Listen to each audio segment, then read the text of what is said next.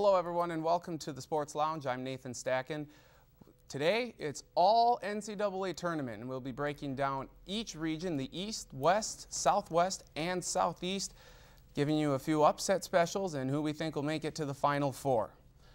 And with that, I'd like to welcome you to the Sports Lounge like I did earlier. And with me today, a different panel. Travis, as always, Blake, and Drew's not here. Drew, where is Drew? He's gallivanting in New York City. Oh, he is. Yes. So we have Marcus Traxler here from the Collegian, and Charlie's out in Nevada soaking up some rays and possibly gambling. I don't know. He's actually working with the South Dakota Golf. They're having the South Dakota State Golf. My goodness. Rather, I'm sorry, at the Jackrabbit Invitational in Primm, Nevada. So let's begin, guys, with the bracket and some initial reaction to it. Selection Sunday was yesterday. The bracket was revealed. Initial thoughts on it? When I first saw the bracket, I thought it was very, very tough. I've been tough to pick, or no? Tough to pick. As far as I think it speaks to how mediocre everybody is. There's not. If you look at Ohio State and Kansas as the top two, and possibly Duke, then everybody else, it's you wouldn't be surprised, maybe from 14 seeds onward, if they would pull an upset. So I think there's a lot of variety in the tournament this year. Yeah, I would agree. It's definitely an open field, and you look at the number one seeds. I think they got them right. I think Ohio State is the overall number one seed, and I think that was the right call. And I think, yeah, the field's definitely open. There's a lot of upsets that could be out there, and I think looking at what is the third round this year and used to be the second round, there's a lot of interesting pairings that could come from how the first round or second round. Who do you think has the toughest road out of the number one seeds? Number one seeds: Ohio State, Kansas, Duke, and Pittsburgh. Who has the easiest and the toughest road? That's where I was going with my initial reaction.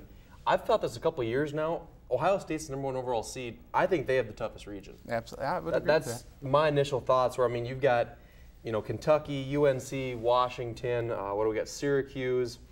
George Mason isn't a slouch in the second round.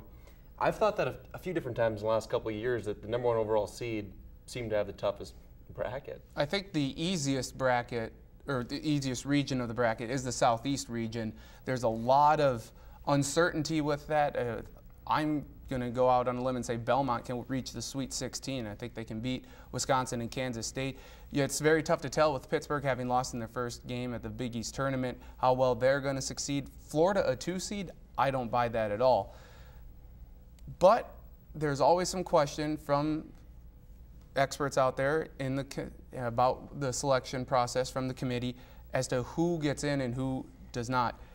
UAB, VCU, it's created quite a stir as to whether they should be in or not. Dick Vitale, Jay Billis yesterday on ESPN's Bracketology show, just going off on the selection committee for not selecting Colorado and Virginia Tech. Do you think the committee got it right? I think they got it right. I'm kind of a lone wolf in this here. You are. I'll defend UAB to the death. VCU, I'll give a little lenience on that, but as far as Colorado goes and Virginia Tech goes, they played nobody out of conference, and that's why they didn't get in. And I got some numbers here. I'll let these guys say their side of it, but they didn't play anybody out of conference, and you cannot rely on your in-conference schedule to get you in. And you would think Virginia Tech would realize this after year after year after year. Well, they played Kansas State, though. Well, that's fine. That's one team. But if you put the numbers up, strength of schedule, facts say UAB gets in over these teams. It's just the numbers, and the numbers speak for themselves. I agree. I was you're one of you. I do, because I was along your lines before, and we talked about this earlier about the numbers. Virginia Tech 2 weeks ago, everybody was talking about, oh, they're getting in this year. I didn't see any reason why they should at that time. And the ACC really isn't that strong. No. So, it's not like that, you've got this tough conference. I think you two might be the only people out of everyone that does a TV show that thinks that this is a good idea. What do you think, Marcus? I think I'm okay with UAB being in. I think they were strong enough in their conference. I didn't like VCU getting in. I thought 3 teams out of the Colonial was too many, in my opinion. But, Colorado, they don't play anybody in the non-conference. Virginia Tech leaves it to the last week of the season, and they lose games at home when it comes down to it, and yeah, I can't vouch for them. I would say that that Alabama might have a case, but I think the selection committee made the decision. It's time to move on. Quickly, you have some numbers, Travis. Yeah, well, I'll give you 30 look seconds. Here, stop me if you've heard of any of these teams or think these are big time teams. As far as people at Colorado State played. Colorado, you mean? No, Colorado, as far as teams they played out of conference. You got Idaho State. I've heard of them. Are they any good? Stop me when you've heard of a South team Dakota State beat them. that puts fear in your eyes. Alcorn State, Texas Pan America, the Citadel, Longwood, Maryland East Shore, not the Jersey Shore, but the East Shore. Very nicely done. You got Bakersfield, you got Western New Mexico. Okay, stop. I think you Eight. you Yeah, make your I point. wish I could stop if they wouldn't schedule so many of these teams. All right. 8 of their 20 wins comes against these teams. So, I mean, they have the 325th strongest schedule out of about 350 teams out of conference. You cannot go 20-13 and they lost Oklahoma and Iowa State and San Francisco, all teams 120 and below in the RPI. Speaking of the RPI, the team I feel is the worst for, as we wrap this portion up, is Harvard. I mean, they were a last-second shot away from getting to their first NCAA tournament since 1946. They have an RPI of 34. They beat Boston College. They beat Boston U, who won the American East. I think they beat Colorado, too, They did. earlier in the season. How are they not in?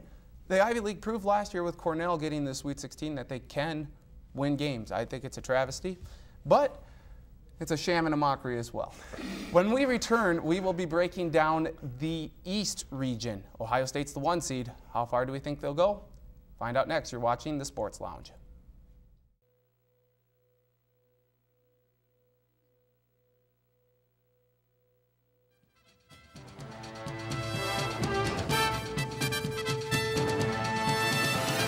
And welcome back to the Sports Lounge. I'm Nathan Stacken. We just went over our initial reaction to the bracket that was announced on Sunday. And now we are going to take a look at the East region. Ohio State is the 1 seed. They will be taking on the winner of Texas San Antonio and Alabama State. And we hopefully are having graphics, I believe, right, Travis? We do have the graphics, and you can see all the games in the East region. Let's pick a game or a couple of teams that interest you the most in this region. You got to look at Washington. After what they did in the Pac-10 tournament, they got hot again and won that. Very exciting game over Arizona. And if they can get past Georgia there, which they should. Which Georgia, they thought they were a bubble team, but they were well into the tournament. Sets up that second-round matchup against Carolina. And Carolina very shaky throughout that ACC tournament, with Miami getting down big and Clemson. They won there at the end, but with the games being in Charlotte even, how big of a factor will that be? I thought it would be pretty big of a factor, and I did not consider that when I picked. But with that being said, I will stick with Washington over Carolina. Isaiah Thomas, very good player, and Gus Johnson really likes him. Not a very good general manager, though. No, well, that's the other Isaiah Oh, sorry. I would have to say Xavier Marquette is the first round or the second round matchup I'm looking at the closest. Xavier's always got good guard play, and Marquette, you just never know what you're going to get out of them. And I think they'll probably lose to Xavier, but I think Marquette is certainly a team capable of winning that game. It's back to the Washington-UNC matchup possibly for me. I'm a UNC fan. As am I. I'm already pull my hair out these last 3 games. Play something in the first half. But a week ago they dominate Duke, and then you do that. That's my matchup. And Washington's not very good on the road. Yep. So that's if they're going way across the East Coast. I actually have UNC in the Elite 8, but technically, though, with Washington winning the Pac-10, that was down in Los Angeles. Arizona definitely had more of a fan base there, and Washington did prevail in 3 games. Doesn't that speak to maybe the maturity that this team is experiencing now and getting into late in the season? I think Isaiah Thomas can lead this team, and I actually picked them to beat North Carolina, even though the game's in Charlotte. I would imagine, honestly, that more people are going to pick Washington than UNC in that matchup, just based off of the way UNC played in this ACC tournament. So I think it says more about how bad the Pac-10 is. Yep. We got Arizona, UCLA, and Washington. That's it. That's the list. USC, they should not be in the tournament. at 19-14, but I think we can all say that Ohio State is the best team in college basketball. Is anyone going to disagree with that? Are they the best #1 seed, or are you going to give it to Kansas or Duke? I would say Kansas, but Okay. that's just me. I mean, Ohio State has proved that they are certainly a very good team, but I mean, I like Kansas. I think they're the best team in the country. What team or teams are going to give Ohio State the most trouble, though, on that road to the Final Four? potentially Kentucky in that Sweet 16. Kentucky's a young team. It'll be interesting to see how Ohio State does with them. And if they get either Carolina or Washington in that Elite Eight, it'll be interesting to see how Ohio State deals with the close games, because they've played a lot of close games throughout the season. They pretty much won all of them. Sooner or later, you think it's got to catch up with them. So it could be before the Final Four. I have Ohio State running into Syracuse in the Elite Eight. And I think Syracuse is, they play that zone defense, and they're good shooters, perennially good shooters. And I think that could be a big key as they come down the stretch. But I mean, one bad shooting night and you're out. So I think that could be the one team they run into that could give them trouble. I don't really see anybody giving them much trouble. Although I think a UNC-Ohio State matchup could be, with Sullinger going up against the length of Henson and Zeller. But I don't see a whole lot of problems for Ohio State, really, in getting to the Final Four. What is one player or a couple players that you are going to keep your eye on out of this region? True Holiday from Two Holloway. Two Holiday. Yeah, he changed his Two name. Holloway. Two Holloway, him too, from Xavier. I'm always on Xavier. I have them beating Syracuse. Okay. Reach the go against Washington in the Sweet 16, but I like them. Jordan Crawford last year for Xavier did it up real big. I expect the same from Holloway this year, and he's my player to kind of look out for. I'll go with the Kraft kid for Ohio State. He just seems like he's really evolving as a freshman, and I think he's kind of he has a lot to him. He brings the Diebler effect. He's a good shooter, and he seems to have a good command on what they're doing as a team. I think he could be a big part of what they do. I'm going to keep my UNC train going. And Harrison Barnes, how far can he carry him? Yeah. And I think Tyler Zeller really has to step up for UNC. He's about one of the only veterans they really have. If they're going to do anything, he's got to have a big. Brandon Knight for Kentucky is a good freshman, but the player, and I said his name a couple of times, Isaiah Thomas from Washington.